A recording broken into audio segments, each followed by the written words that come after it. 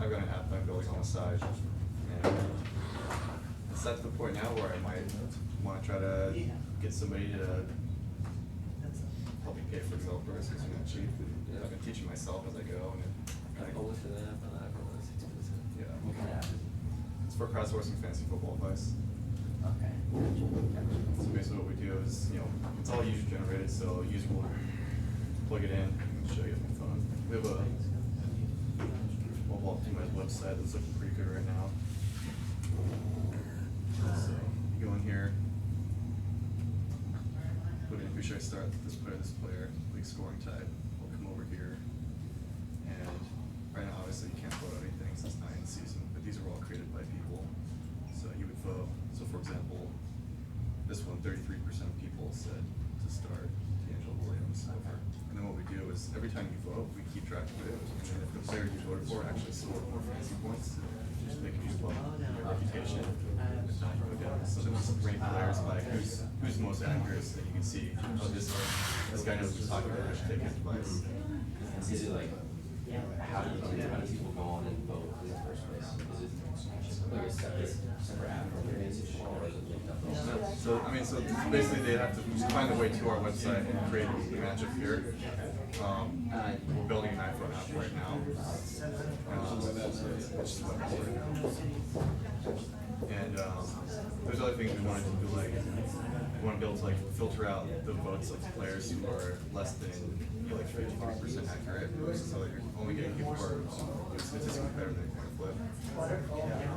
Or more, another thing we're thinking about doing is just weighting people who are more accurate, making their vote count for more. So then you get, so if I'm the guy who created this matchup and I want to know who should I start, the percentage that I see, there's just a flat percent weighted only accurate.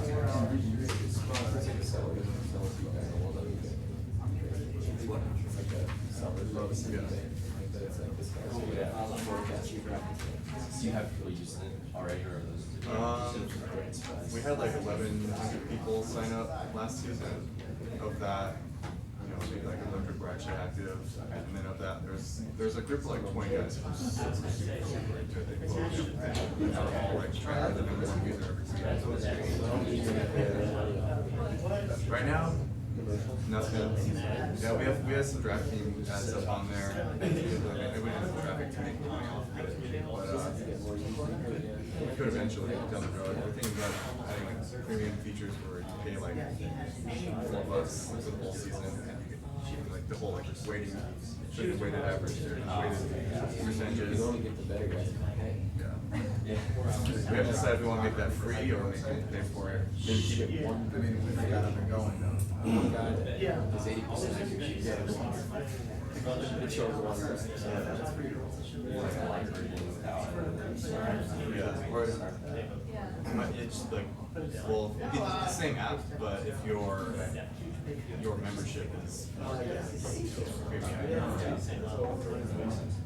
Yeah. I don't know. It's iOS. Pass their number to.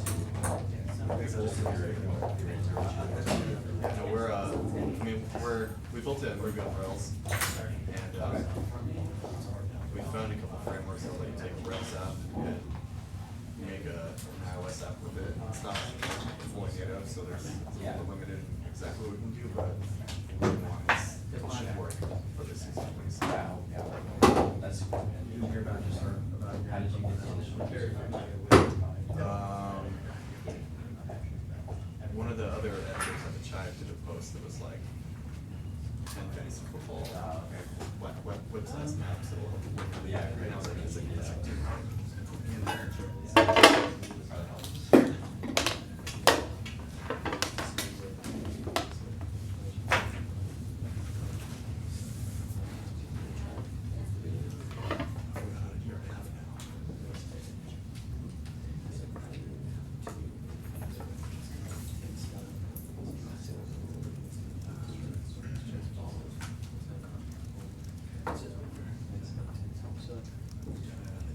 We're in transition period right now.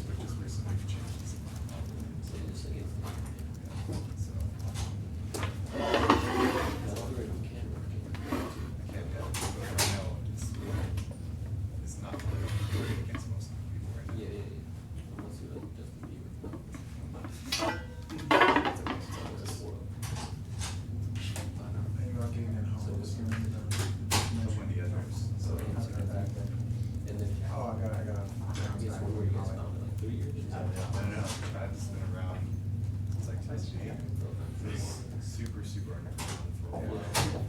Really, it's become more mainstream in probably the last like 2 or 3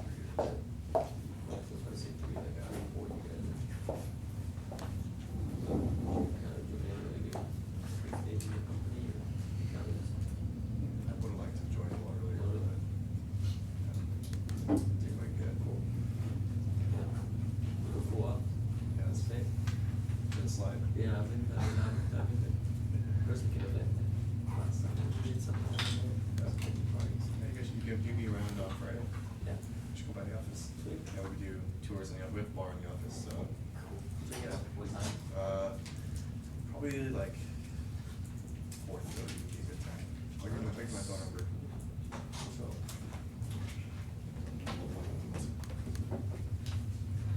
Yeah, I'm trying to meet random people here.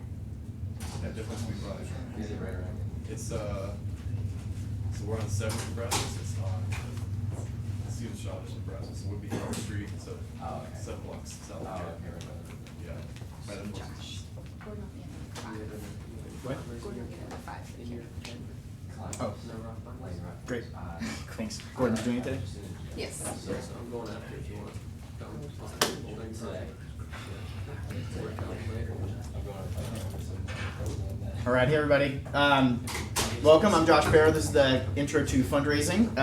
So glad you could come here. I'm gonna play a quick kind of 2-minute intro video on Capital Factory, just to get that out of the way, for so you guys kind of get the baseline on that. Then I'm gonna give about a half an hour presentation on some really basics to get everyone on the same page about how to talk about fundraising, and then we'll open it up for the Ask Me Anything, the AMA. And for that part, one of my partners, Gordon Doherty, will be coming up, and he'll also be here to answer questions too. And he's also a very experienced angel investor and one of the directors here at Capital Factory too. So, real quick, start with this.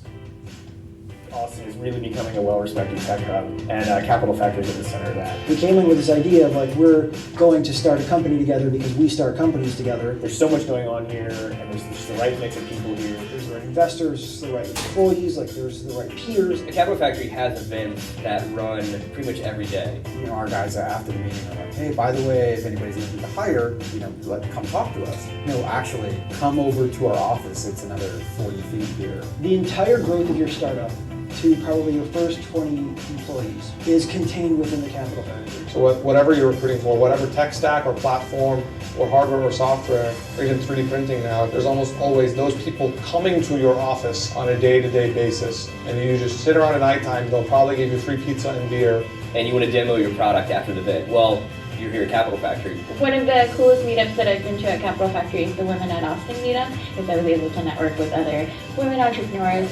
Working with other people who are in the same spot as you were there 6 months ago, or going to be there 6 months from now, is really cool. The entire atmosphere is wonderful. The meeting rooms that you can reserve. Here's a really good office environment that we take care of everything.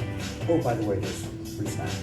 Oh, by the way, there's this managed conference room situation. But one of the best resources here at Capital Factory is the office hours. The Capital Factory Mentor Network is now so big, and the number of people in almost every industry vertical are there now, and most of those guys are entrepreneurs themselves. When you meet mentors, you meet other entrepreneurs. Like for us in particular, I met my co-founder here. I met my co-founder up here. There's just a real critical mass down here. Our developers went to one of the development meetups and we met our newest developer, Kyle, there. We hired him. The Capital Factory was with us for 2 years, going from that sort of ambition to the actual reality of having a successful company with like a significant amount of money raised and like a high functioning team.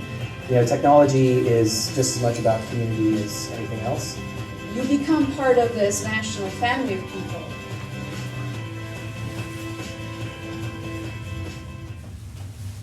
All right. I'm gonna send out a tweet right now and tag you guys in it if you want to be tagged. And hopefully, as you guys hear all this, you'll hear one thing useful enough to share with somebody else. I'm really glad to have all of you here today. Part of why we do this every week, and we have different groups of people coming in, and so obviously part of that's because people find out about it. So you find one thing useful in all of this that you could share with anybody else and either post it to Facebook or Twitter or somewhere else. The tag for this whole series is ATX Startup Scene. We'd really appreciate it. So you can wait till you hear something. But let me put put this one in, and then I'll ask you guys for your Twitter handles if you want to get tagged in it.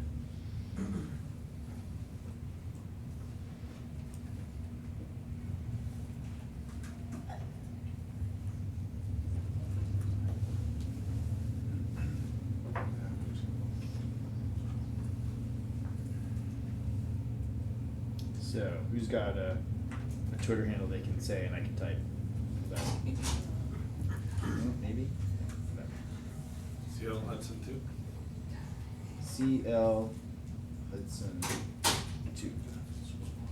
Explore flow. Hold on, still finding that one. Hello. ePay policy. Hold on, what was the other one? XPLORFLOW.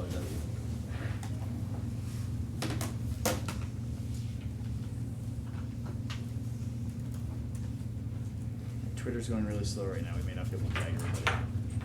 It's like not finding anyone. That one was, the other one was ePay. ePay policy. Policy.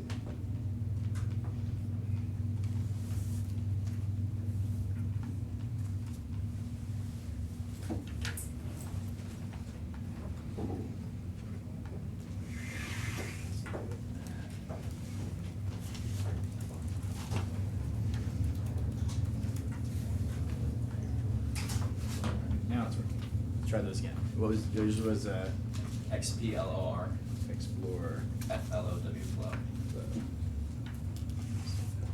XPLOR no E. Yeah, take these out. All right. These out. What was yours again? For someone else? CL Hudson 2. CL Hudson 2.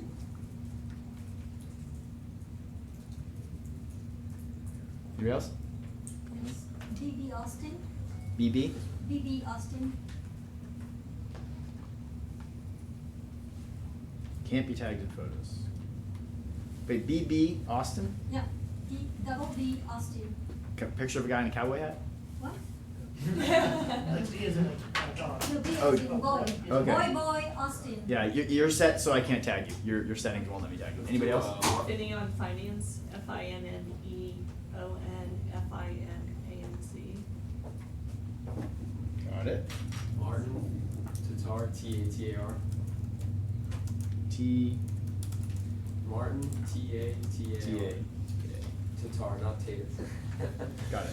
Not tater sauce. Yeah. Brand U2, BRAND_YOU, numeral 2. Brand_YOU2. Yeah. That's not coming up. Double check it. BRAND. Anybody else? BRAND. Home CSP. Home. Got it. Adrian CA, Adrian CA _DM. Adrian CA Yeah, underscore what? at the end. And _DM. Oh, at the end. Yeah. ADRIAN Yeah. CA. Yeah.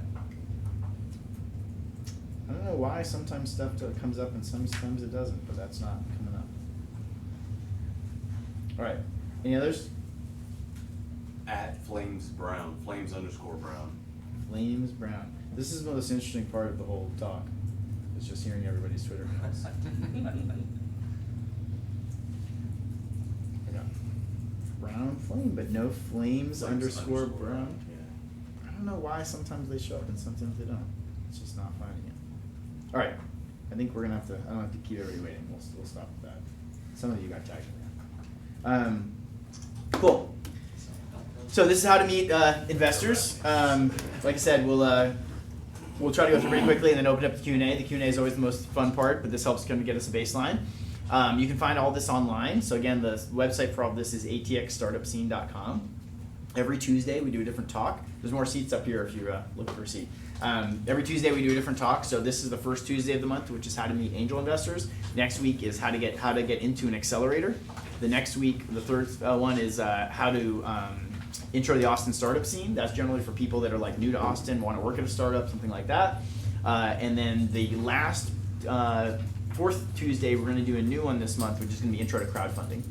And then we also do one on Tuesday, the fourth Tuesday in the morning, which is Intro to Mentoring and Angel Investing. So if you know anybody that's interested in angel investing or getting involved with mentoring startups here, that's a great place for them as well. The slides themselves are posted on my SlideShare account, so you can get those. And then there's a camera mounted on the ceiling here where we record and stream all the activities going on here. So every one of these gets recorded every week. And so there's lots of them online there at Austin Tech Live. And one of the interesting things, even though I give the same kind of presentation every time, one, actually the presentation itself changes, but two, the Q&A is different. Like, then there's different guest VCs and other people at the end. So that's always interesting to go see. So you might want to check those out. I'm going to talk fast. I'm going to try to go through a lot of the basic stuff here, but I'm not going to cover all the basics of fundraising. I'm really going to focus on what's different here in Austin, because all the basics of fundraising you can go read on the internet, because the internet has lots of stuff on it. So here are like some of the best places I would find to go just find general stuff about fundraising on the internet. Paul Graham's the founder of Y Combinator. He has just this epic seminal post on fundraising in general. Venture Hacks are the people who created AngelList, and before they made, this was like their beta test for AngelList. They just had a blog all about running startups and investing. That's really helpful. This VC economics post is helpful for understanding how the venture capital business works, how the people you're asking for money from, how they work and how they think.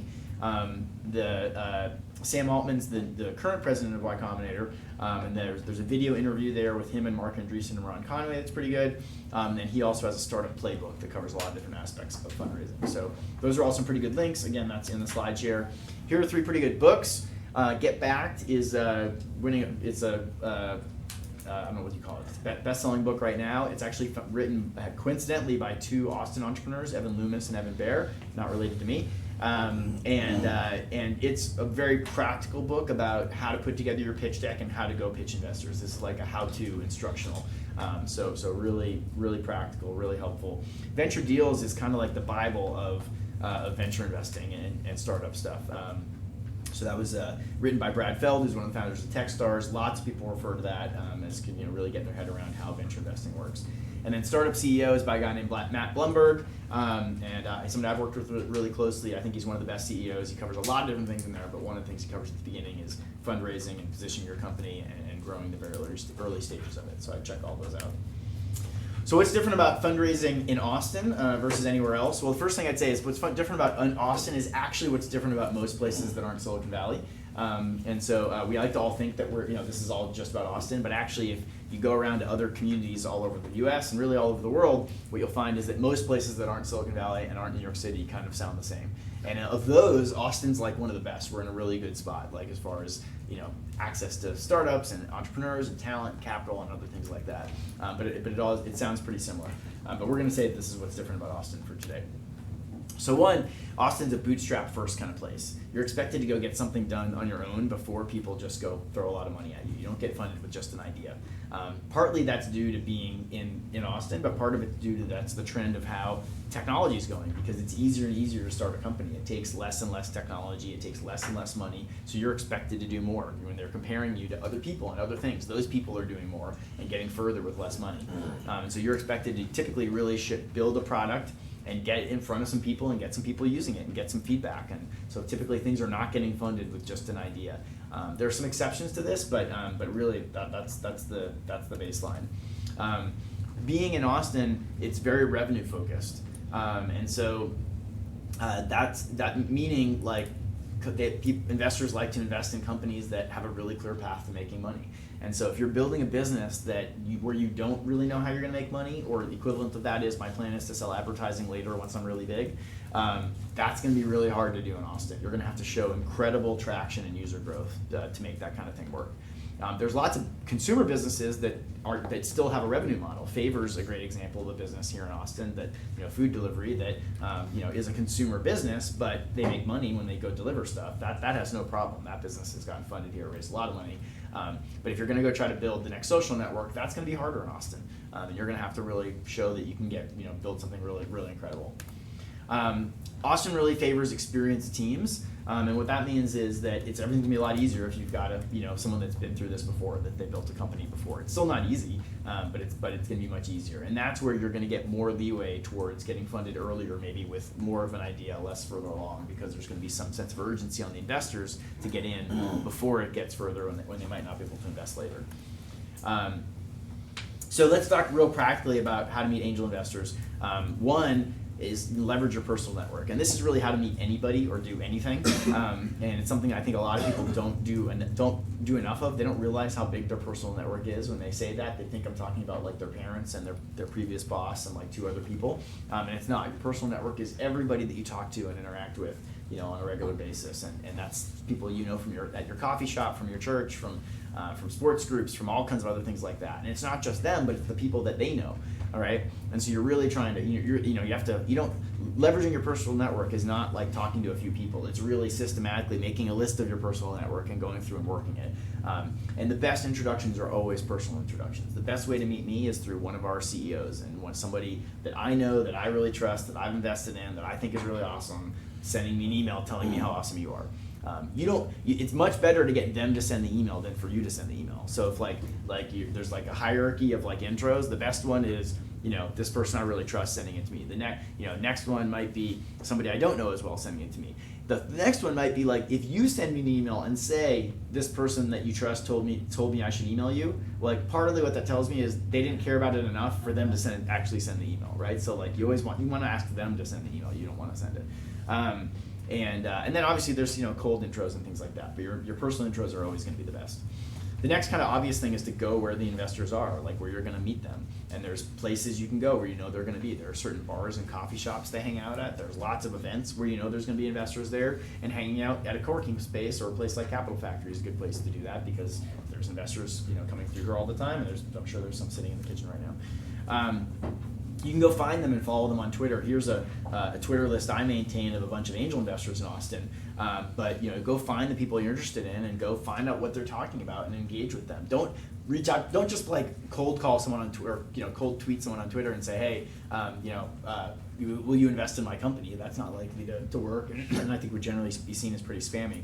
But see what they're talking about and just talk about it. Engage with them. Talk about things they care about, and so that they recognize you and they know you and they think you're smart. And then when you come and say, hey, I was really hoping you could take a look at this thing, take a look at my startup and give me some advice or see if it's something you'd be interested in, they're much more likely to say yes. I create an AngelList profile. We'll talk about that a little bit more later, but AngelList is kind of like LinkedIn for your company as far as a social network for helping startups to meet investors. And that can be helpful here in Austin or attracting investors from all over the world. There's an Austin Angel Investors Facebook group where you can post that you're raising money, and there's a bunch of people watching on there who are local investors. CTAN is the Central Texas Angel Network. They're one of the largest and most active angel groups in the country here in Austin. They have office hours once a month where you can go and get 10 minutes with a few different angel investors to get some advice and just kind of pick their brain. You're not pitching them to invest, you're more kind of getting some advice before you go pitch them to invest, which is a really good environment. And then we do events here called Epic Office Hours, which are opportunities to come in and meet with our mentors in a similar kind of speed dating style fashion. So those are all different ways where you can kind of make it really easy to go meet them. And then finally, a lot of reasons why people apply for an accelerator is to meet investors. That's a big reason why people join accelerators, is to help get their shit in gear and prep what they're doing and get introductions to investors and help them to navigate that process. And then last thing would be participate in pitch events and competitions. There's lots of those that happen all the time. I don't know if that's the best way to meet investors, but it is a way to meet investors. It's also just a good way to get kind of exposure for your company and for what you're doing.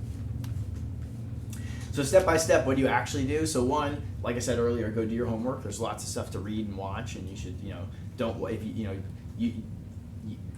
you're going to look really silly if you go in and meet with somebody and you haven't done all this basic stuff that most other people have done. So there's just lots to read and to learn on the internet before you go do that, so you seem educated and kind of know what you're talking about. Next thing is you basically make a one-pager, like a PDF that talks about your company, your team, your product, and where you are. And that's the main thing that you would send out to people or share with somebody you haven't talked to before. You're not writing a business plan, you're not even sending out a full deck. You're really trying to get into a summary, because nobody who hasn't met you is going to spend any time reading anything long. They're just going to read, you have to give them something short and digestible and really concise.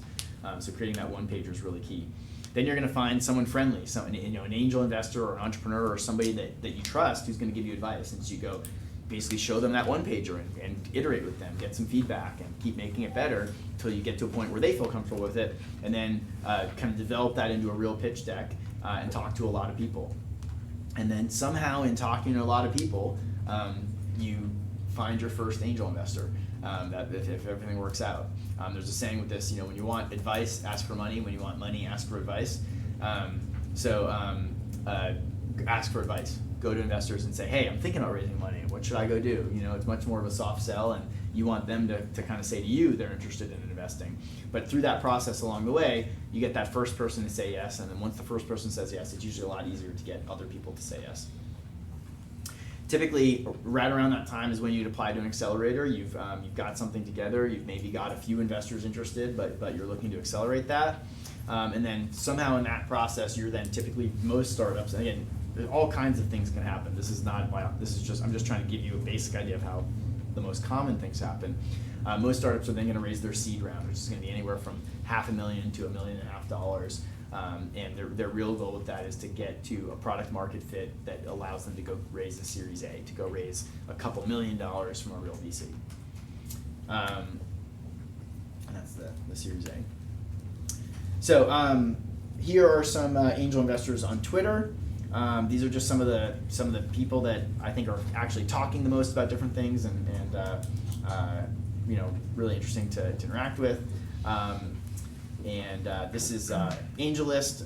Like I said, you can go on there, you can see a list of all the startups in Austin. You can create a profile for your company, and on it, put stuff about your team and your traction and what you're doing. Office hours, especially here at Capital Factory, are a really fun, big event. They'll be probably 100 people in a room together. It's noisy, it's crazy. There's, and there's people kind of moving around and meeting with different people. It's a really high energy environment.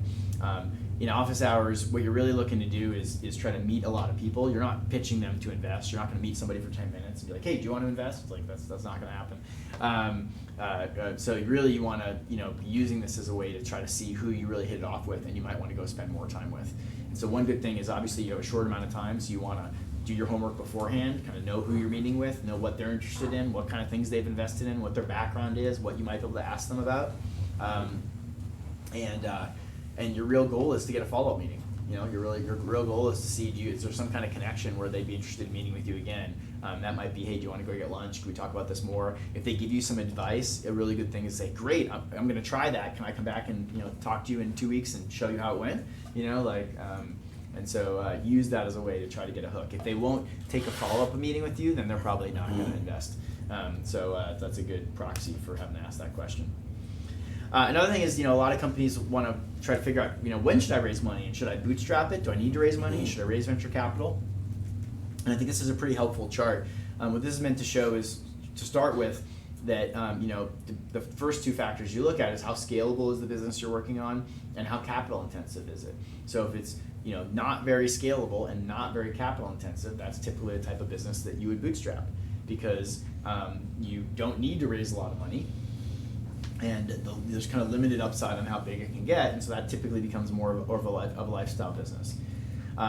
If it's on the opposite end of that, if it's very, very scalable, it can get really big, and it also takes a lot of money to get there, and that's the kind of thing you go raise money for. That's why you raise institutional money, is to go be able to fund this to get somewhere you wouldn't be able to get to without it.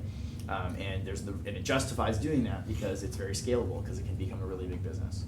If it's not very scalable and very capital intensive, then that's you probably just shouldn't do it, right? That's not a very good business.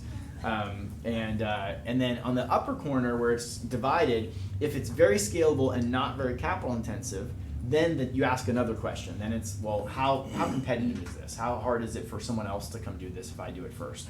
And if it's very hard for someone else to compete with you, if you've really got a lock on it, then you can still bootstrap it, because you can kind of take your time. You don't have to worry about a well-funded competitor coming in and taking it away from you. If it's easy for someone else to come in and do the same thing, then that's more of a reason to go raise venture capital, to allow you to go faster, to allow you to go, because you have to move fast because somebody else could come go do it too. So here are all the venture capitalists in Austin. There's new ones all the time. So every time I make a list, I feel like I have to add one to it, or sometimes take somebody off. This list has been growing. I feel like about every 6 months there's a new venture fund. I know of actually a new one that just launched, which I don't even know the name of yet. Is JD here? You know, Yeah. do you know Tom Ball's new fund name? Did you see it? I'm forgetting it. There was something. It was Next Coast Ventures. maybe Next Coast. Yeah, I think that was it. So that's a new one that was just announced. We knew it was coming. I'm sure there'll be another one announced this year before we're done with it. Let's see. This is also a just-in-time presentation. Yeah. Next Coast Ventures. Next Coast Ventures, and he's doing Series A deals. 50. So all these companies do different things. You'll see most of them are first early stage Series A investors focused on tech stuff. That's the bulk of the money in town. That's the bulk of where the opportunities for that. There are some doing other areas like CPG, which would be consumer packaged goods, like things that you sell on store shelves. A bunch of people doing things in health, one in biotech, which is Sante. And then True Wealth Ventures is a new fund being raised right now that's particularly focused on female-led startups and things that sell into the home and female demographics. But like I said, most of them really Series A. And then Build Group is really just focused on Series B companies, which is going to be growth companies. This is going to be, okay, we've really figured out our model. Now we're ready to go put $10, $20 million into it to really scale it quickly.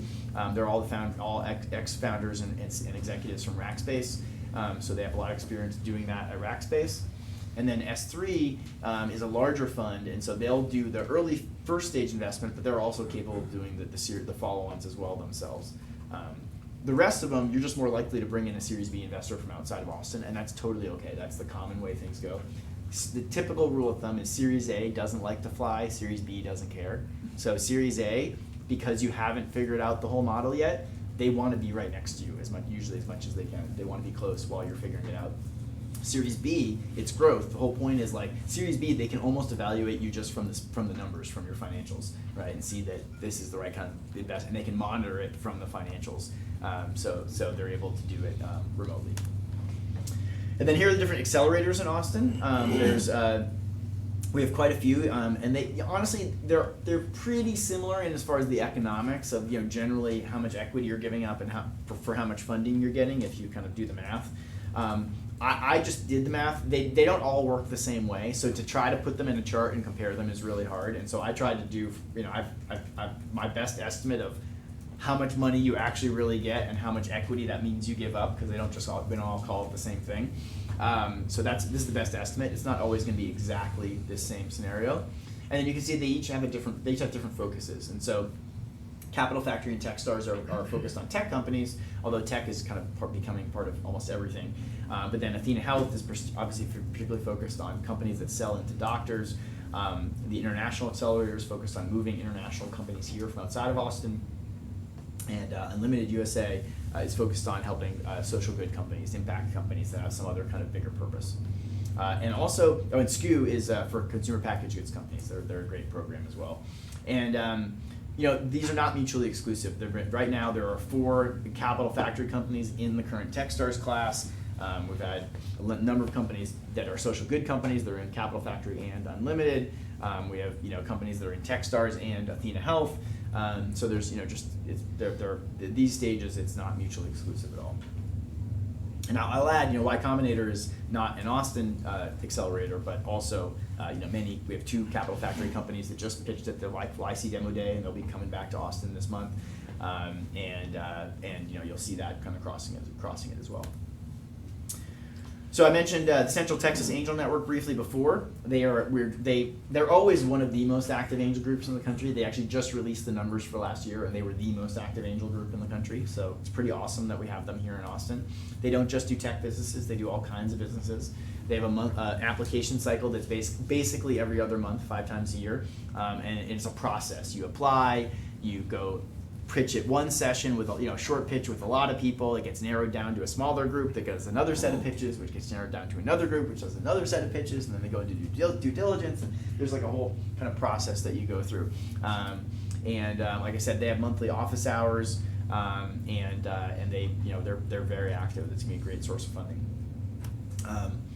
In general, as you think about angel groups and angel investors and venture capital, this is my own kind of advice about how I would approach who I'd go after. And so generally you kind of work from the upper right-hand corner back. If you can go get venture capital, then go get venture capital, because it's way easier to just go get a check for a couple $1 million and not have to go spend the time doing all the other stuff, and know you've got lots of runway and time to work on it, and have the support of a venture capitalist, and it's going to be easier for raising money, or sorry, for hiring people when they know you're backed and you've got a lot of money in the bank and things like that, and lots of advantages. It's just most people can't do that. That's just usually not an option. So then you kind of work backwards. Hey, can I find a super angel, like one big angel investor that'll just give me most of the money, or one angel investor who's got a bunch of friends where if they invest, a whole bunch of people invest with them? That makes my life a lot easier. Go through an accelerator or an angel network. That's kind of the next stage towards kind of getting in front of a bunch of investors quickly. Going after individual angel investors, we're going to have to go do those one at a time. Or as most places start, with friends, family, and fools, right? People that you know around you who give you that first money to get started. And so more often you work this way, right? You start off and you get some from family money, and then maybe you find an angel investor, or you join an accelerator, or you something like that, and then eventually get your Series A funding or your venture capital. So one of the first questions that's going to come up as you talk about your company is, what's your valuation? This is something that is total bullshit voodoo for startups. There is no reason you're worth any amount of money. So whatever you say, it's bullshit anyway. But you have to start somewhere. So if you actually had revenue and like things like that, there's ways to value a company, right? But when you have an idea or a product that it's not really worth anything. So average valuation is a $3 million starting point. That's just where the market is. And so if you have a strong team with a product built and you've got some initial traction and people using it, you can expect to raise money at a $3 million valuation. If you're maybe not as far along, or a less experienced team, or you're feeling a little, like you need a little extra help, you might have a lower valuation that makes it more attractive to investors.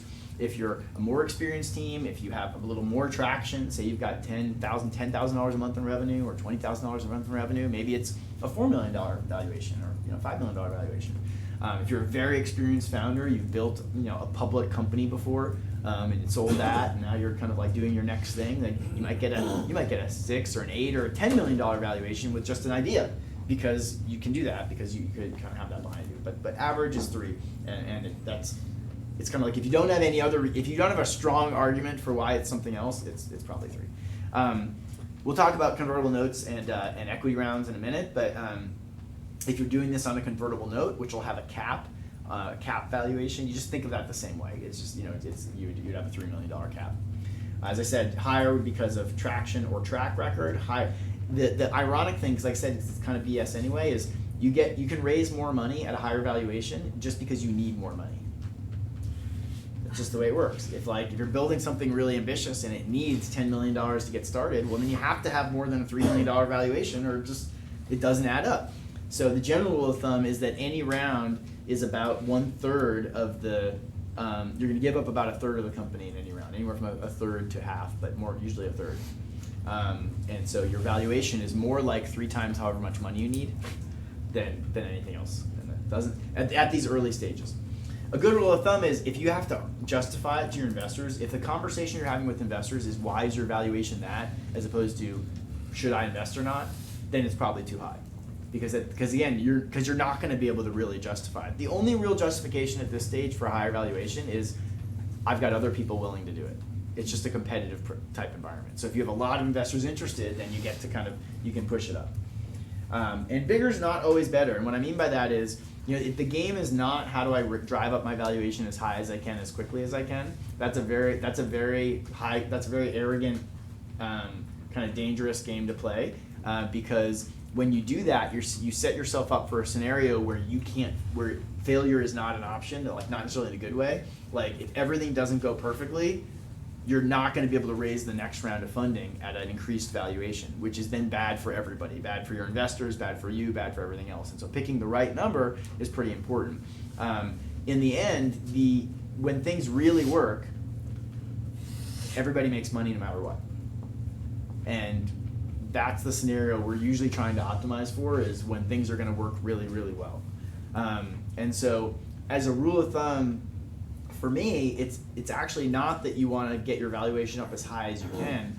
It's almost that you want to keep your valuation as low as is reasonable, is still going to make your company work well, until you sell the company at the end. You want to have a really high valuation at the end when you sell it. That's how everybody makes a lot of money. But by actually keeping your valuation at a reasonable place before then, you just give yourself a lot more options on what you can do, and don't put yourself in a situation where if the market changes or something else happens, you're suddenly screwed because you have no kind of wiggle room. And so just to put a little bit more on that, so say you raise money at a $3 million valuation and things don't go quite the way you expected. You get going, it doesn't go quite the way you expected, but you make some progress. You might be able to raise money based on your progress at a $4 or $5 million valuation. But if you and still have kind of a step up where everybody's happy and your investors are happy and things like that. But if you suddenly got really aggressive and you raised money at a $6 million valuation and then you don't hit the number, then you're really worth 4 or 5, then you're kind of stuck because you're going to run out of money. You got to go raise some, but so then you go raise money at a $5 million valuation, which is lower than the amount you raised for before, and all these kinds of bad things happen. Like, one, it's awkward and your investors are pissed off, and then typically anti-dilution type things will come into effect that will effectively protect the other investors and reduce the amount of money that you have. It's just a messy situation, so you want to try to avoid. It happens all the time. People have to deal with it, but you don't want to have to deal with it if you don't have to. So how much time is it going to take? Way longer than you think it should. So everybody thinks they're going to come in, they're going to meet a couple people, and they're going to raise money in like a month or 2 months, and that generally does not happen. Occasionally, that will happen if you're really lucky, but that's not the way it works. It usually takes 6 to 12 months. Investors typically want to meet you, and then they want to meet you again. They want to meet you again, and that's not like 3 days in a row. That's like 3 months in a row, or at least weeks and weeks in a row, and so. Typically, you're going to meet with somebody, go out to coffee, go out to lunch, have office hours. Then you might get together with them again 2 weeks, 3 weeks later. They're going to want to see what you've accomplished, what you've done since you last talked. They still probably have some more questions. Then you might meet with them again. That's all with everything going great. But usually you actually got to go talk to a lot of people. You meet a lot of people before you find the ones that are really interested in it. And so that takes time. And typically, even when you might get your first investor, but that's not all the money you need. And then typically you're going looking for more investors. So it often does, it does happen faster, but the average is really probably about 6 months. And like I said, that's much longer than I think most entrepreneurs coming in are planning for or thinking about. So really fast is like 2 to 3 months. That's like you come in, you meet people, they say yes, and then it's still, it still takes like a month to do all the paperwork. And things like that. Like, even when you keep it kind of simple, it usually takes a while. So it can drag out. Say you already knew, like that super angel example, you already knew who you need $500,000, and some pretty wealthy people, and you got two people are going to give you $200,000 each, and one person's going to give you $100,000, and you already knew them, and they kind of knew what you were working on. So you go talk to them, you work out the details, they say yes. You use standard docs, like standard series convertible note docs that you can find on the internet. So there's really not that much to like debate or argue about because it's pretty standard. Maybe that could happen in a month, but that's super, super fast and very unusual. And it's more common when it drags out over a really long period of time, and that happens too. And so there's a lot of people that they're always raising money. And that sucks. You don't want to be doing that, but that's sometimes what it takes to get your company to the next point. And as CEO, as running the company, a big part of your job is just going to be raising money. So especially at the early stages. So again, everybody usually thinks it's going to happen faster, but it usually doesn't. So as part of that process, you have to be used to hearing the word no. You're going to hear no a lot. If you get discouraged really easily or quickly, then you are not going to make it very far in this. You want to be, you have to be okay with that and be ready to not get flustered and go talk to the next person. And often it takes, you're going to hear 20, 30 more no's before you hear a yes. And that first yes is awesome, right? And like, once you get that first yes, it's a lot easier to get the next yes. But you have to realize that that's this game, and that, it's like especially with angel investors, well, I would say with angel investors and VCs, but with angel investors, they're not just looking for any good thing to invest in. It's not the argument's not good enough if it's just, hey, this is going to make a lot of money. they typically really need to have some kind of personal connection or interest in what you're doing, and you're going to find they're pretty fickle about that. Another great way to impress angel investors that sounds totally obvious but is a lot harder than it sounds is to just say you're going to do something and then do it. It's really hard to predict anything that's going to happen in a startup. I talk to tons of entrepreneurs all the time, and if I kept track of everybody that says, here's what I'm going to do over the next month, I'm going to do blank, blank, and blank, and whether or not that actually happened, like, it's just really hard to do that. So as you talk to investors, your instinct is going to be to oversell, to like promise way more than you can actually do, and you should undersell so that you can deliver on what you said you were going to do, because that's going to instill great confidence in them. And so, especially because nobody can predict what the hell's going to happen, if you can predict what's going to happen, you look really smart, right? And so if you say, hey, over the next month, this is what I'm going to do. Like, we're going to finish product development of this feed thing, we're going to launch our product, and we're going to get our first 10 customers using it. And then you come back a month later and you're like, remember I talked to you last month? Well, here's what we did. We launched our product. I've got 9 people using it. I didn't quite get to 10, but here's what they are and here's what we learned. Like, they're going to feel really good about that. That's a big part of what they're buying into, right? Is they're buying into your vision and your dream, and that what you say is going to happen is going to happen. And so the more that you can build that confidence in them, that when you say something's going to happen, it happens. That's going to go a long way towards getting people comfortable making an investment. An investor that I'm a big fan of in LA named Mark Sister, he wrote this post a long time ago. This is from 2010. Said, "Invest in lines, not dots." And what he means by that is, a dot is one point in time. You meet somebody, you know where they are. But if you meet somebody at 3 points in time, like 1 month, a month later, now you've got 3 points and you can draw a line, right? And you can see not just where they are, but where they're going. And that's really what a lot of investors are looking for. They want to see not just where you are, but what can you get done. So now I'm going to welcome up Gordon, if you want to come on up. I don't think we have a chair for you. So Gordon runs the Accelerator program here. He's also, like I said, a very experienced angel investor. He's been executive at a number of really large companies and been involved in high growth companies and then helped them to sell them. He's been involved in buying lots of companies and selling a bunch more. And so he brings a great perspective on this. I didn't really introduce myself at the beginning, but I've started a number of companies that I've built and sold, and I'm a very active angel investor. And then obviously through what we do here at Capital Factory, we see hundreds of companies every year on term sheets and terms and what people are investing and what's working and what's not working. So hopefully we can help with some answers and some stuff from that. So that. There. We can just open it up to Q&A. So I'd love to answer any kind of questions you guys might have. One question I have is, you talk about the valuation on a convertible note. And I've heard that the amount that you put as a cap on the convertible note can end up affecting your valuation at a Series A. So is the value on the cap there, that's really your targeted valuation when you go for your Series A? Or is it your immediate? Because you talk about $3 million. It's really not any of those things. It's really the valuation that you have now is the way to think about it. Because say you just have a $3 million cap on your note. Well, when you go to your Series A, ideally, the best scenario would be you make a lot of progress and you're worth more than $3 million, and you might get a $5 million valuation or a $10 million valuation, and that's great. And then the investors who invested in the note at 3 are super psyched because they get in at 3. And everybody else is getting in at 5 or at 10, and that's fine. That's the point of the note because they invested earlier, they took more risk, and so they're getting a better deal. So it doesn't really constrain the valuation in the future. It doesn't constrain it at all. No, I'd say it doesn't really affect it at all. Like what you say it is, that's what it's going to be is going to be based on the strength of the company, not based on what terms you had at all. Yeah, anything agree? And remember, when you go raise your equity round, when that note converts, you're actually absolutely intending to overshoot the cap. And here's why. $3 million cap. If you go raise an equity round at $3.5 million, so that's above the cap. But the note investors get a 20% discount usually. So you're gonna back off 700,000, so your note investors actually wouldn't convert the cap, they'd convert at 2.8 million.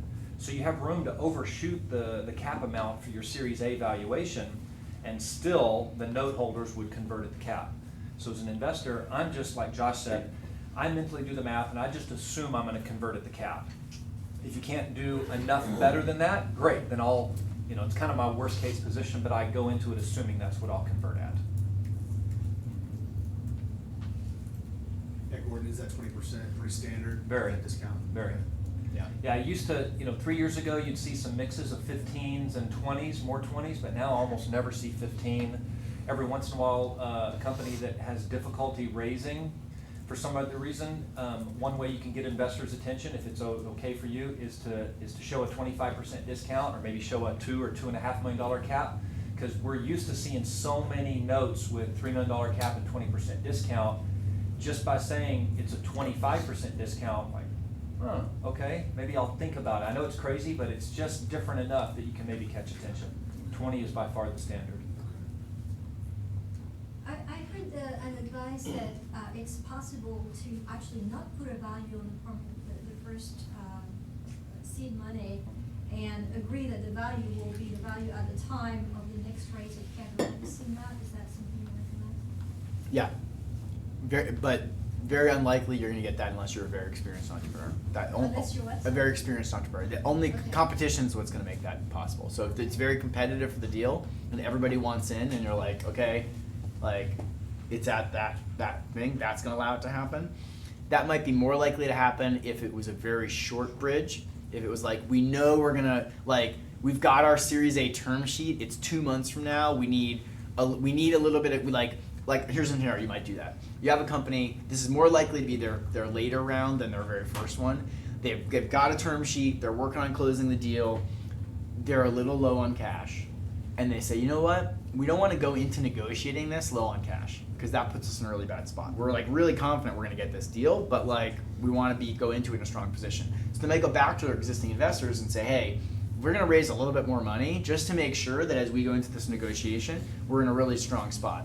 But because we're expecting it to convert really soon, you might not have any discount on it. And then and again, especially if it was the company was doing very well, and the argument to the investors would be like, hey, when the new investors come in, you're not gonna be able to invest. Like you're not gonna be able to put more money in because they're gonna want as much of it as they can get. So this is like your last chance to invest. If you wanna get more money in now before that round, we'll let you put some in, but we might be able to say, not at it, with no cap on it.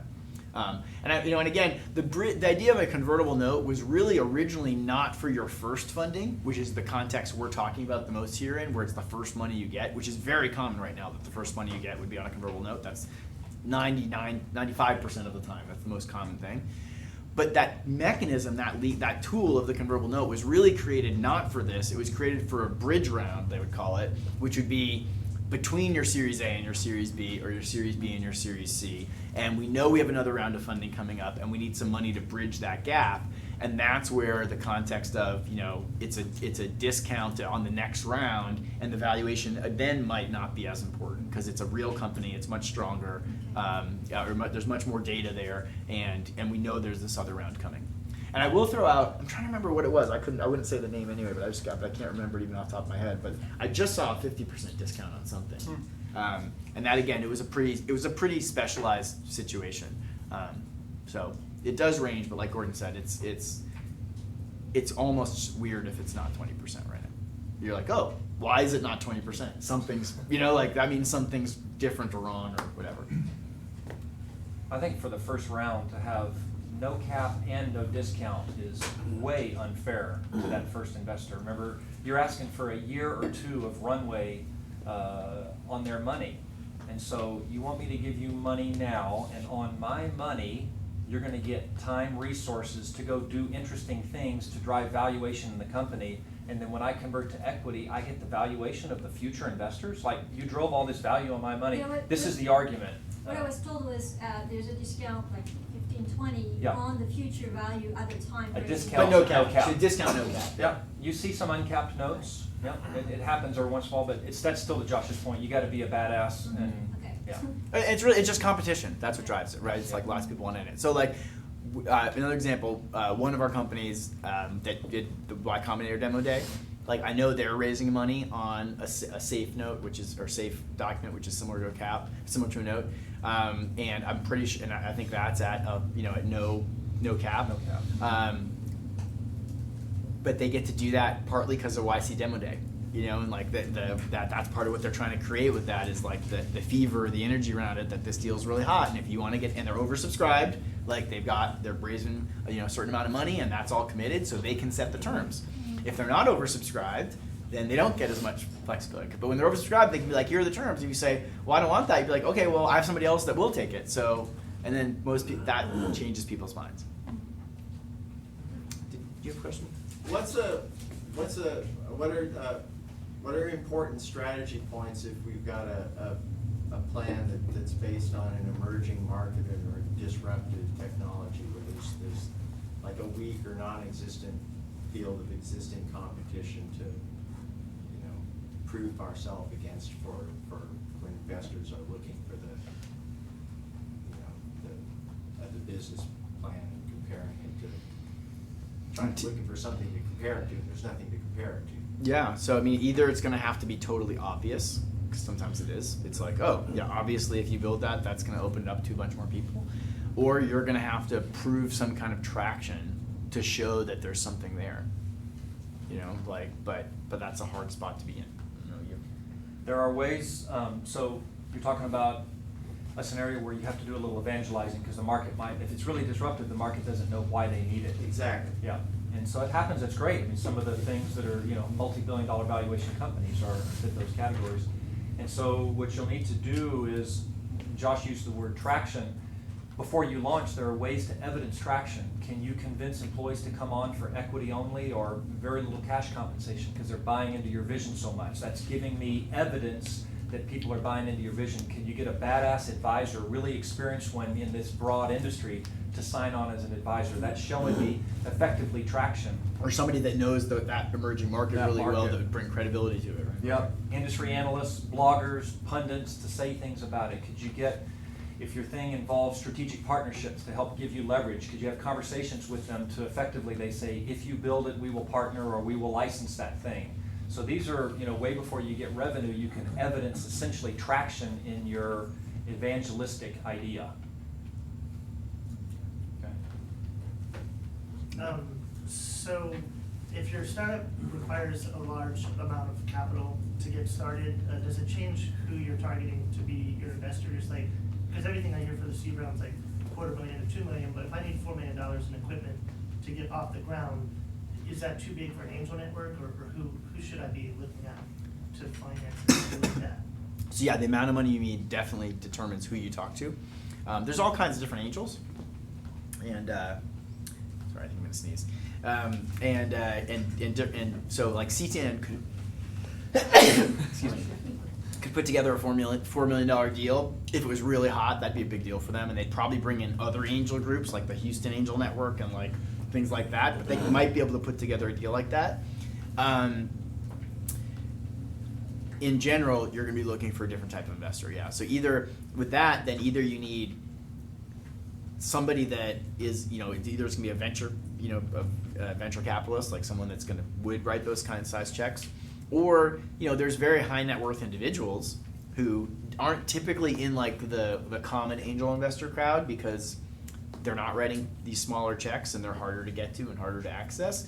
But if you're in a space they really understand and things like that, they might be able, so there's someone like that where there are big angels that could write a big check like that. But yeah, you're generally talking to a different group of people. And the idea of raising $4 million in $25,000 checks is terrible. That's like, it'd take a really long time and not be fun. Some people have done it, but. What do you think of the revenue-based model for raising funds, where you repay your investor based on a portion of revenue? Right. So this is a somewhat new over the past maybe 5 years or so model of raising funding, where they give you money, but rather than taking up ownership of a piece of your company, they basically have a right to a share of revenues or other things until they make a certain return, revenues or profits. I think it's a really interesting thing, and it's mostly irrelevant to most of the companies that we talk to. Both, they would not They give you don't have money, revenue. and it wouldn't be, they wouldn't give you the money, and it wouldn't be smart for the company, because most of the companies that we're dealing with, both, their revenue is not front-loaded, and so, and any revenue they have, they want to be investing back into growth as quickly as they can. From some of my first businesses were in the ad tech space. Ad tech is something that like just cash flows itself. Like you very rarely have to raise money for a lot of ad tech. If you can get the thing kind of built, like you can start making money off it really fast. And that might be the type of business where that could make sense, and where you say, look, I don't want to give up equity because I don't have to. But I just find that it doesn't apply to almost any companies that I meet. Yeah, because you need a higher sales price, and it's by definition. High margin business, cash flow business. Also realize the investors, for those, usually I think what they're looking for is like a 3x return on capital. So they invest, and once you've given them back a 3x return, and that's why they need to see evidence of revenue. They'll wait until it's pretty reliable, and if it's pretty reliable, then hey, a 3x return, not too bad, as opposed to the swing for the fence type angel that, no, I want to be on your cap table at 5% equity and let's go sell this thing for $100, $200 million. It's a different type of investor that likes those deals. I've never done them, but I'm just lightly familiar with RBF deals. Josh, you mentioned Series A, typically you might give up about a third of your company. So I take it for Series B, C, and looking forward, if you're ever going to list, does it work a third, all the way to mezzanine and IPO, if you were ever going to IPO your company? Is that? I mean, at some point, all the math breaks down, and it just depends on your company. Like when Uber raises their next round, they're not giving up a third of their company, right? It's just like at a certain size, it just becomes custom math. I'd say the Series A, B, and maybe C, it's pretty common, right? That and when I say a third, that's the average. So 20% to 40% is probably the kind of range. First takes a third, and the next takes a third of whatever's available. Yeah, but it's not additive, right? It's not like you take 3/3 and it's all gone. It's a third, and then the next one takes a third of everybody, right? And so the pieces hurt less. The third hurts less and less every time. It starts to be a smaller and smaller piece. And then then it becomes then you get another point where just your revenue is and there's another thing where VCs, especially Series A investors, it's very important to them. Part of their strategy, which honestly I still don't totally understand, is that they have to own a certain amount of the company. Like they have a target ownership. They want to get up to 25-30% ownership of the company. Maybe they do your seed round and they only end up at 15% or 20%, but they've got a path to how they're going to get that larger amount by investing in the next round and things like that. And I think that's partly control, partly other things. But they usually have a target of what they're trying to get. When you get to a larger point and it's like, we have $50 million in revenue and we're worth $250 million, and now you might raise another $20 million or $30 million because that's actually what you need. You're planning ahead and you're like, this is about how much money we need and what we think. You're not going to give up 30% of the company. Now it's going to be based on the value of the company. And also in those cases, it might be a lot of times it might be your previous investor making that investment. So they already own a big chunk of the company, so they don't need another third. Like they're happy to just get a little bit more because they like what you're doing and they want a bigger piece. Okay, so if you are the 1% that is successful and you get through to IPO, what might the founders end up with? It's not cumulative, but just as a proportion of 100% of what you started out with. High single digits. High single digits. Founders, but yeah, so let's say 2 founders. So 2 founders IPO each with 6% or so. Like a real IPO, like you built a $100 million company and you did an IPO at a $300-400 million valuation, 5 to 12%. I'd be shocked if each of those 2 founders end up with 15%, for example, in an IPO scenario. High single digits IPO. I was thinking it might be less. Cumulatively, between the two each? of them? No, each. I could see each having 5, 6, 8%. It really depends on these scenarios that led up to it. But if 2 co-founders have 7-8%, I'd kind of, hey, good, high five, great job.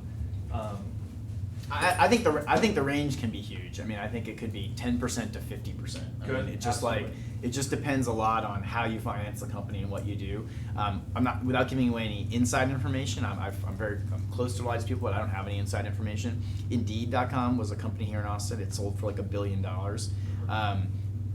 It was a very capital efficient business. They didn't raise that much money. Like, I bet the founders owned a very significant stake in the company and got hundreds of millions of dollars out of it, you know. And then, like Gordon said, more often in getting to a IPO, everything doesn't just go perfectly and go up and up and up. You know, like there's usually like some hiccups or some bumps, and that's gonna change the cap table as that happens, right? You know, and again, you know, sometimes you get to do it if, you know, on very, very great terms the whole time, and other times, you know, like there's harder times, and you have to negotiate different ways, and so you end up with different chunks. And so the nice thing is, kind of like the point I was making earlier, when it works well, it works really well, you know, and everybody makes a lot of money. If you want to do some of your own personal research, go to the Edgar site on SEC, sec.edgar.gov or edgar.sec.gov, and pull up some S1 filings. Just look and see who's on file right now for IPO, and pull up their S1. It'll tell you. You'll go, and you'll have an index, and you'll go see exactly what they have. And what you'll need to see, of course, are any of those co-founders, which what you're going to see is a CEO that they brought in a year ago and gave 4% or something like 5%. So you got to throw that out and see if you can't decode. Are there any founders still there, and how much equity do they have? Just go pull a dozen of them, and you'll see. Yeah. Well, that sounds pretty good, because I was just going to ask, do any of you guys have any awareness of listing, public listings on foreign markets? Do you think that has a place in the Austin scene? Why an Austin company would go get listed on a foreign market? Austin or American, yeah. I mean, I'm sure there are specialized situations, but no, not normally. Not really. No, that's. I did an IPO on the Euronext market, but it was an Israeli company that I was president of. We did our IPO. At the time, it was called Le Nouveau Marché, which was the secondary exchange in Paris. Now it's owned by Euronext. But we did it because it was an easier path for an Israeli company. We'd reached 36 million in revenue, so they were okay with a smaller company size. Like here, you know, sweet spot for a software company, 80 million, sometimes hot markets, 60 million. If, you know, not hot markets, you got to be 100 million. But as quick as we could, we tried to get on the NASDAQ. And you know, for legitimacy, you want to do NASDAQ as an American company if possible for credibility. Absolutely. That portion was born out of a stepping stone. Yeah. Instead of Series A, you get some money, Yeah. prove the concept, If and jump on NASDAQ in 6 years' time. Yeah. Maybe with a bigger chunk of equity in that company. There's a path there. I mean, But in general, the idea of like going public anywhere is not going to make you go faster. It's going to make you go slower. Like that's just a lot of bureaucracy and overhead and other things that I would want to put off as long as I could. This isn't exactly what you asked, but it's just like another data point. So Bizarre Voice was a company here in town that was started here in Austin and eventually went public. When I didn't start that company, but I helped build the first version of the product. One of my team did, and I was paid mostly in equity for that. And so I basically got equity like what a first employee would get an equity grant for, and you know, as compensation. Now, normally that employee would then keep working and would earn more equity over time, whereas I just like got the initial grant and then we did our thing and we were done. But that initial grant through IPO is probably worth, I don't know, $4 million. You know, just to give you kind of like what even, you know, that's not the founder, but even just saying like what is like a first employee, you know, going up to becoming a, you know, couple $100 million company. Thank you. Can you give us some examples of the stupid things not to do with your initial partners or initial family and friends, investors, that can hurt for the next stage? Definitely, you have to raise from accredited investors. You're familiar with that term? Mm-hmm. Yeah, I don't know if you talked about it already. So even with family and friends? Absolutely. Okay. The So SEC doesn't care if it's Aunt Sally or Josh, angel investor. They need to be an accredited investor. Now they're self-certifying, so when they sign a convertible note, they are themselves certifying that they're an accredited investor. But I think if you know Aunt Sally only has $100,000 in net worth, you are really, really setting yourself up for risk when you go raise the equity round with a VC, and they see somebody in your cap table has same last name or whatever, and they realize it's Aunt Sally, they might get a little bit more nervous. So that would be one. for sure. Other thing I would say is, you want to get creative with your product. You want to get creative with your marketing. You don't want to get creative with your financing. Don't think you're going to game the system and that you're going to come up with a better way to fund your startup or a better way to structure the investment. Like, you just want it to look exactly like everybody else. And anything that doesn't is not, investors are not going to think that's cool. They're going to think it's scary. And when they're investing, there's enough risk in your business and all the other things they're doing. They don't want to take risk on how you're structuring the financing. So take our convertible note and just use that because they've seen it a whole bunch of times before and everybody else has already approved it and they don't even have to think about it. Again, kind of getting back to if you're debating the valuation, it's too high. What conversation should you be having? What should you be talking about with them? It should be about why your company's so great and why they should invest in it, not why the valuation should be higher or in general, or why they should do these kind of interesting different types of terms or things that you haven't done before or they haven't seen before. And how about dilution or with on one hand, and then with your co-founder, if you know they don't want to continue in the long run, so you need to have something solid there, or any mistakes to avoid? There was two questions. So It's two different questions. What was the first question? Well, the first question was dilution. I was a startup that had a problem because the non-accredited initial friends and family had signed something like there will be no dilution, which is crazy. Oh, anti-dilution. Right. Yeah. Yeah, well, that's the don't get creative with your financing. Just Right. use the And then standard the docs. second question is with your business partner, the situation where the business, clearly one of the business partner is not going to carry you all the way. What are the things to avoid again there? I'll just say co-founder breakups commonly kill companies. Of 5 of my angel investments that have gone to zero in the last 3 years, 3 out of those 5, I can put a lot of weight, reasoning, not only, but a lot into co-founder funk and a breakup because startups are risky enough already, and any negative energy that draws away focus from 100% of the time working on the business and addressing challenges injects a lot more risk.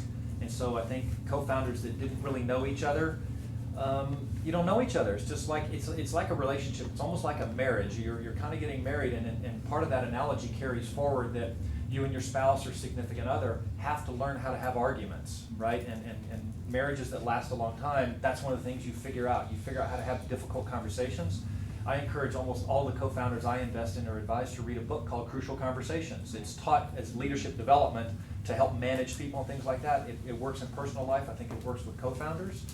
So I think that's one of those things where try and talk openly with your co-founders about scenarios that you don't think will happen. You're not planning for them to happen, but they could happen. And hey, what's going to happen if one of us no longer wants to work on this? Well, it doesn't mean you have to paper it all up, but I tend to have those conversations earlier than later. Have you ever met the Crucial Conversations guy? Mm-hmm. He came and spoke at a thing. I saw him. Oh, yeah? I had a small group session with him. Yeah. Last summer or something. It was really interesting. Yeah. Any opinion on corporation as an investor? What we're doing benefits a company in terms of what it's trying to do, so they may invest. Any opinion on that? It's like, so you call that a strategic investor, like another company making an investment? Yeah. You want to talk about A lot of times it can be fabulous. The one thing that I immediately think about and could get concerned with is if it blocks exit scenarios. So if Samsung is the strategic investor, then and they get enough of the company, it positions them to be the acquirer, which might be fine, but it potentially rules out other acquirers. So just, what kind of influence do they have in your market? Does it cut off your ability to do strategic partnerships and business development and licensing deals with others in that industry? But there are venture arms of these large enterprises that act more like a VC, and they're not going to block. I mean, look at Intel Capital. I mean, they are the most active VC in the Valley, so they invest in all kinds of things. So it really depends on who it is. I oftentimes like the idea, especially if it comes along with additional resources and things that you can tap into. Do they have labs? Do they have distribution networks? Can you, some of their marketing talent and things like that? It can be a really good thing. Do you find them more or less demanding on equity percentage, or do they? Less. a little less, especially if it's the type, if it's Intel Capital, they're like a VC. But if it's more somebody that's trying to invest in areas that they know for innovation reasons, they're doing it not just as a normal investor. You know, they're wanting to kind of tap into, you know, what you're doing. They're wanting to get visibility. Maybe there's partnerships, so it's not, the equation that they're running is not the same. Yeah, I would say, you know, I would even almost put them into two different categories, like Google Ventures or Intel Ventures. That's or Intel Capital. That's like, they're just real VCs. I mean, like, I almost wouldn't call them institutional, like strategic investors, because they bring a little value add, but they're actually just, they're real VCs, and they act like real VCs, and like, you know, like they're great, and they're good VCs. Typically, when you're talking about a strategic investor, you're talking about some company that you're likely to have a very close relationship with. For example, one of our companies, Student Loan Genius, just received an investment from Gibraltar Ventures, which is the investment arm of Prudential, which is a big insurance company, and they have effectively an insurance type product that that Prudential's gonna go sell for them, and we think that's fucking awesome. Like, you know, like, this is a small company, and Prudential's gonna go use their distribution to sell their products, and like, that's great.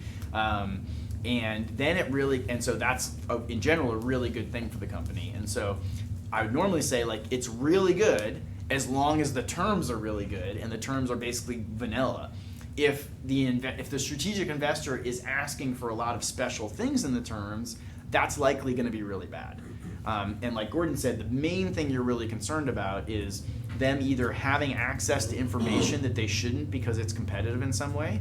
And so in fact, I've often seen the terms be worse for the strategic investors, where you can argue with them and say, hey, a VC would get access to all this certain information from us, but you're not going to, because it's inappropriate in this relationship for you to have access to all that information. And so, but you, if the interest is strong enough from the strategic, they'll still do the deal. And then similarly, in those cases, like not in the case of Intel Capital or Google, where they're more acting like a real VC, but in those other cases where there's some other business reason why they're doing it, they will often be very valuation insensitive. Like, they're not, you know, like, they're much less concerned often on the return on the capital as much as what's the effect of the relationship. And so you can you can play a lot more with the terms on that. And that's typically later stage as well, not early stage.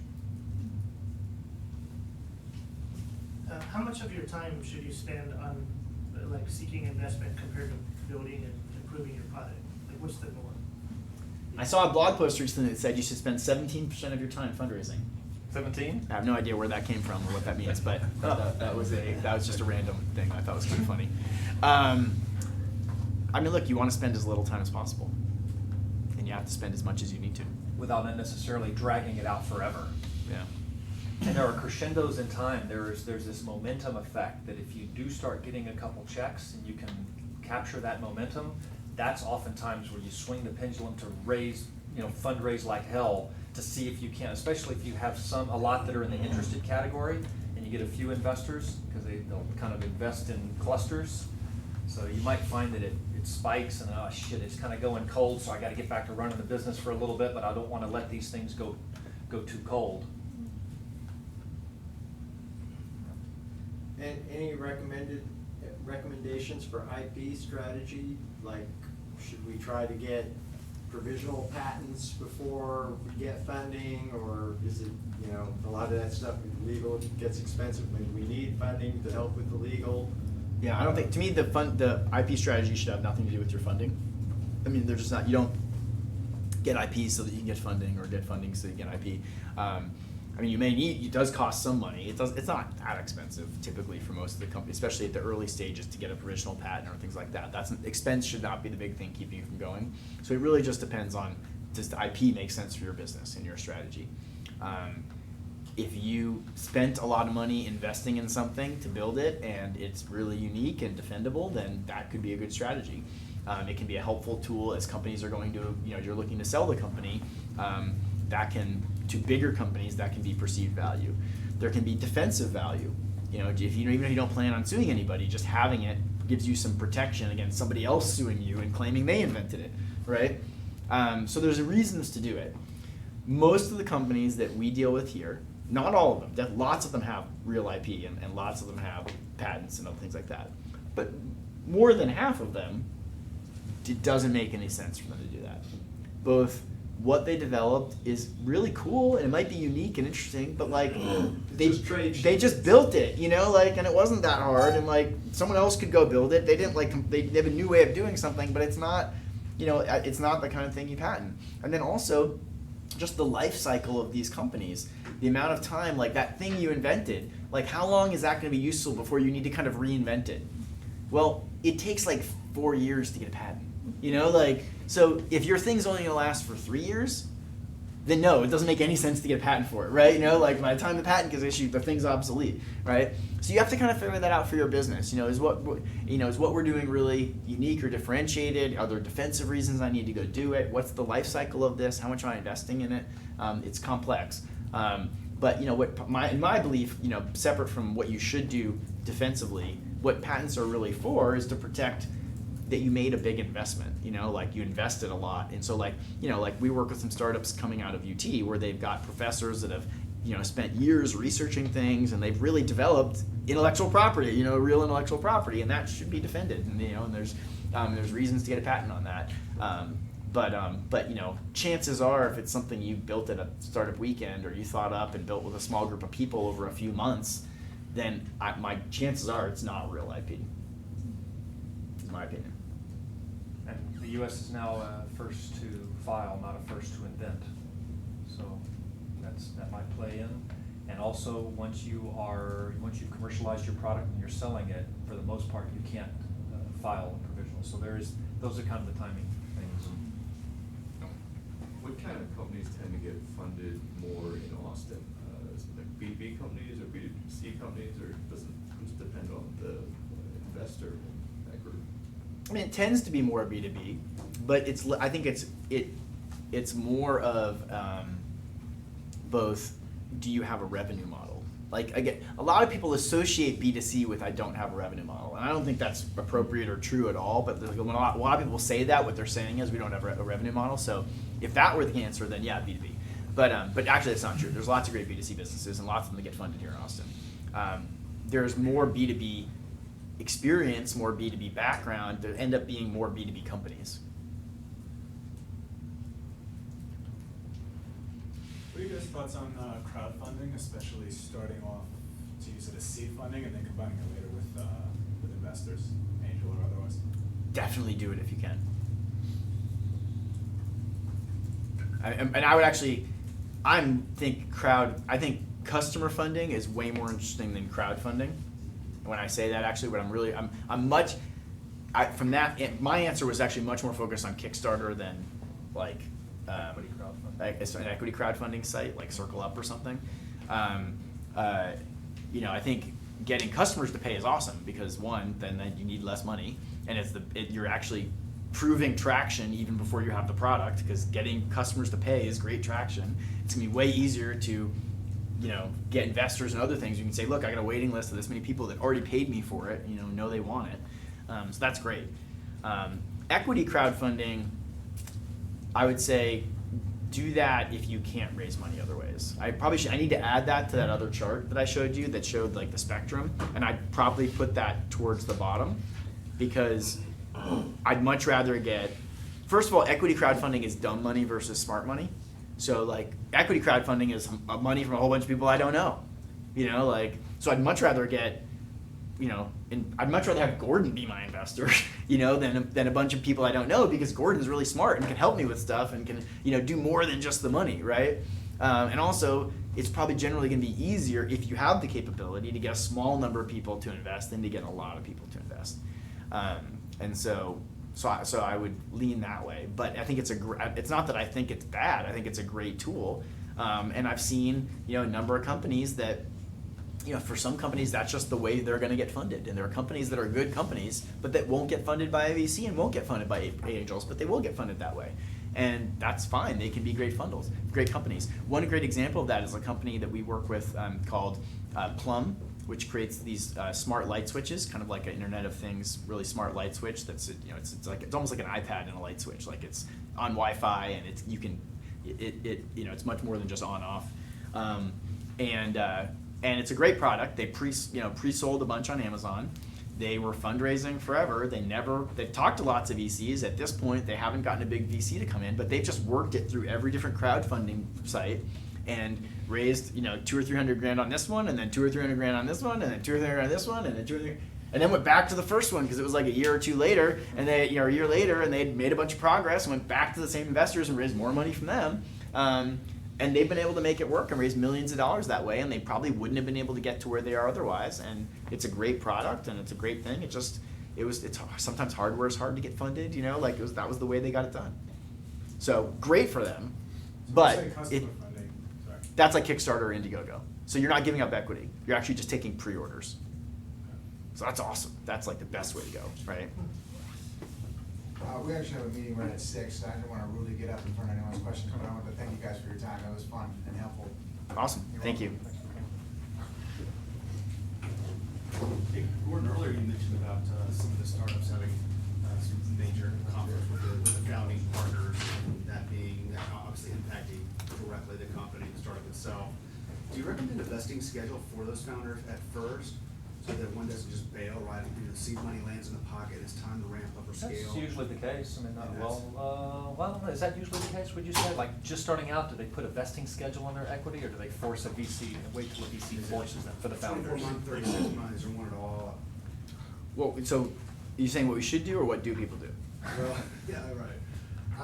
That's like a So, kid sometimes. Yeah. Yeah. So I mean, like most people don't, because they don't, especially if they haven't done it before, because they think, well, can't see what could happen. Right. I think you definitely should. I mean, look, it depends. Like if you're papering the company at all, you should paper it right. If you're gonna create a company and assign any equity, then I would definitely make it vest. Both because any smart investor coming in is gonna do that anyway, and because it's really just getting a prenup before you get married. And it's just smart because 50% of marriages don't work out. Like you can really bet on you're on the good half of it, but like that's just the way it is. And so there's so many things that could happen, even things outside your control. That person could get sick, or someone in their family could, or you could, and you basically you're hobbling the company and making it so that if that were to happen, that potentially the company can't move forward. So it's really important that you do that, and I think experienced entrepreneurs understand that, and they start off with their own shares vesting, and in a similar way, an experienced investor, when like an inexperienced investor starts a company, they just start spending their own money. An experienced investor invests on a convertible note in their own company, and just starts writing themselves check, but they're like, oh yeah, I'm an investor too, and they're just keeping track of how much money they invested, and they get credit for that too, it can go either way. So. And remember, there's also, if you're a C Corp, there's likely a board of directors, and sometimes it'll just be the two co-founders. So now, we're not getting along so well, and I'm leaving the company, so my vesting of my equity stops, but I'm still a board member, and we got a tie, we can't break each other's tie, and to boot me off the board, you gotta get a majority of shareholders, blah, blah, blah. So it is a good idea what we're talking about here, but there's also the implications of a board seat, and sometimes a two-person board, oftentimes a two-person board. Thank you. Gotta head off. Thanks for coming. So is that C Corp, is that what's recommended if you're looking at raising funds? Yeah, it's the only option if you're gonna raise money. You'll end up there anyway, so a lot will start as an LLC, but if you got an inexpensive path to C Corp, you kind of may as well go ahead and do it. Yeah. One more question? Yeah, I was going to ask, what sort of advice would you give for doing sort of the initial market analysis of an idea or product, particularly if you want to do this on the cheap? What space is it in? What kind of company? Hardware, software, consumer, say this is health hardware, tech. you're trying to sell a particular hardware item. Yeah, I mean it's pretty hard to answer without more specifics. It depends on what space it's in. Is it something nobody's ever done before, so there isn't that much data available, or is it something where there's a lot of comparables to point at, and so you can get there's a lot of existing data you can get from the market. Yeah. In the end, you want to try to prove, like, you're trying to convince somebody that people will want to buy this. So start by convincing yourself, and you have to, but that's gonna be different for each time. You gotta figure out, like, well, what do I have to do to convince this? Sometimes, like I said in another question, sometimes it's like totally obvious. It's just like, oh yeah, if you build that, of course everyone's gonna buy that. Like, this makes this thing that it makes gas it makes your car get twice as much fuel fuel efficiency. Like, well, okay, of course everyone's going to do that if it works, right? And so you don't have to worry, like, can we sell it, And there's other times, like, you're building something that nobody's ever done before, and it's not totally obvious, will people do that or not? And then you got to figure out, okay, how can I get some information that says people will really do that?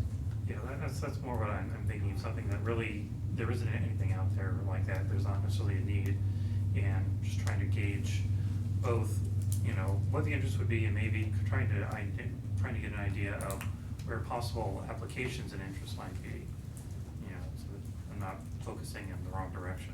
Yeah. So I guess talking to customers as much as you can, potential customers, and a lot. And observing customers too. Like trying to learn from them and watch what they do. You want to generate focus groups, possibly. Possibly, yeah, sure. That's one way of observing customers or talking to them and things like that. But yeah, how do you get feedback on your work? I mean, I don't know. The term focus group to me is less of what I see people doing, but definitely what I think the way I hear people talk, it's like customer development. It's like it's really how do you learn from the customers and things like that. But focus groups would be one way of doing that. You want to call it? One more. We'll do it. You said one more, and that's fine. That's good. You haven't asked me Okay. yet. I have so many, I'm just going to choose one. Why'd you wait till the end? Because I didn't want to monopolize all the time. I need my own classroom. Yeah. Please call to ask us anything. Back to the accredited investor. Don't you have to be registered with the SEC No. to actually ask for money? Don't you actually have to? You don't. That's what our CPA told us when we were putting together C Corp. No. We could not actually go out to investors unless we were buttoned up and registered. With the SEC? No. Yeah. Crazy. Crazy. You can't publicly do it. You can't post on your website we're raising money, but you can go talk to individual people. You can actually submit a package to an investor and say, Yeah. I need this amount of money for these things. Really? Okay. So then. Or we're all screwed. You don't even have to be a C Corp. You can be an LLC and raise money on a convertible note. Right? You can't easily sell equity in an LLC, but you could raise money on a convertible note as an LLC. I think what you're thinking about on the SEC is after you raise an equity round of financing, you file a Reg D with the SEC. So you file that you sold equity into of the company. So that is a filing you make with the SEC, but that happens after you raise an equity round. No, he said we could not even submit a package to anybody for any money request. Yeah, I don't know what he means by submit a package. Like that's not something. Okay. That phrase is not one we use either. So, but Okay. I think Okay. we're confusing So terms because it happens all the time. So one pager, get your meeting with, also what's the difference in the definition between a VC and an angel investor? A VC is a professional investor. That's their job is to invest money, and they typically have tens of millions of dollars to invest. That's all they do. So And an angel investor has some other job, Wow. and this is And fun for them. Smaller amounts of money. And they're gonna invest much. But They're they are gonna still an invest equity much investor. smaller. They're Yeah. not a patron of any sort. They are an equity investor. Correct. Okay. Okay. Cool. Well, hopefully that was helpful. Like I said, if you've heard something useful, hopefully I'd really appreciate it if you could share it and help spread the word so other people know to come. Again, it's just atxstartupscene.com is all these events. If you've liked this, I see some people that have been here before. We'll do this again next month for this particular talk, and every week on Tuesday it's a different talk around startups and fundraising and things like that. So we'd love to see you back here again. And then also, so in the back we got so a couple people introduced because always people have a lot of questions after the end. So there's usually like a line of people, so other people that can answer questions. So JD. In the back, JD's our venture associate, so he deals with our accelerator program and funding. If you have questions about how to raise money here, how to get involved, how to get Capital Factory to invest, he's great for that. Let's see, Arij is also our venture intern, so she's also can answer questions about that and part of that group. Rochelle is the mentor coordinator here, so she knows lots about office hours and working here and getting access to those types of things. And Kate's gonna wave her hand anyway, but Kate's runs a lot of the events and programming and helps put on this event here. So she knows a lot also about co-working here and things like that. And then if you're a coworker here, raise your hand. I know Jeremy, any others? So maybe if you had any questions about working here, I'm volunteering him. He might be able to tell you something. So awesome. Thanks for coming, and hopefully we'll see you again soon. Hello. Hey there. So Shauna Blue tells me that you send out these emails that basically say you're not going to respond to emails. So I thought I should say hello, so at least I can meet you. nice meeting you. Yeah. So, I don't want to monopolize your time. I have some silly questions. I'm going to meet with Sean again next week. I'll ask him. Some of them are like, what do you need to know? All that stuff, I'll just do my own research. All that stuff is working. Yeah. But Capital Factory is an umbrella, and that's based on like an office. Now we're getting into. The best way to solve right? Started around. Okay, but if Started it's dating, very near my the company beginning. is content. It's content. I feel like everyone's in content. So, I understand from Sean that I'm looking for really general. 10 or 20%. One of the guys on the list was 0% equity, $5,000. Started like social media. Yeah, exactly. Don't worry about companies that have some kind of social media. Sorry? You don't care. Everything's just I find. CTAN? Yeah. So even if I go back to AngelList, but do I need to be a resident in Austin to do it? I mean, most of the there's neighbors and The board of directors and all that. Yeah, stuff. they're just, you can't access I mean, it. if you, I mean, it amplifies an accelerator. I would actually, I realize, I have co-founder titles, you're calling all I go to the lectures shots. and all that companies, but it's difficult to access. So do you have office hours? It doesn't bother me. I do for members here. You're calling all the shots, but I see. I'm not, I mean, my partners in crime, you're the. I mean, I do a lot of office hours, but mine are usually, I have like 10 minute office hours, and I'm usually helping them find things like that. Are you? But if you work here, there's all kinds of people that have office hours. These guys go away. The best way to do it is, so you can only have office hours, you can only see people office hours. Yeah. It's what I call Well, we do one event called Epic Office Hours, which is got those the other more ones pulled on over with you. You're not having to wear every Do you think it makes sense for me to, for the month or two that I remain getting here, the to mail and all pay that, membership to you know, be you're gonna at kind of Capital divvy up Factory and then come to value resources? What's the best way for you to use my time in pulling Austin? on orders. I mean, I would think so, but I mean, I mean, that's kind of, it depends what you're trying to do. Yeah, if you want to be able to access the. Well, I don't know, I don't know even, I Getting don't a know, marriage doing it all myself. heavy equity. And so. But most of the people here, I'm not saying, it doesn't mean you won't find it. And then you might want to also, you know, you can look through the mentors on the website and try to find Everybody's gonna get people blue. that have more of a if you go on a site like AngelList, you can search for lists of investors into content, you know, and try to reach out to people that way. Yeah, I don't know what it was, but it was a while ago, maybe I'll try it out. How many different things are you doing Okay, so here's my next question. Do you guys have certain vendors that you recommend to all of your stars? How do I access, how do I become one of the vendors? I obviously create content. How do I access them to start like me images and video and all that stuff? You need their storytelling basically. Sure. Yeah. So we have a recording studio on the fifth floor called CF Studios. Do you have people here in-house? No, I mean, no, you want to go talk to them. Like, I'm truthful. They're doing it.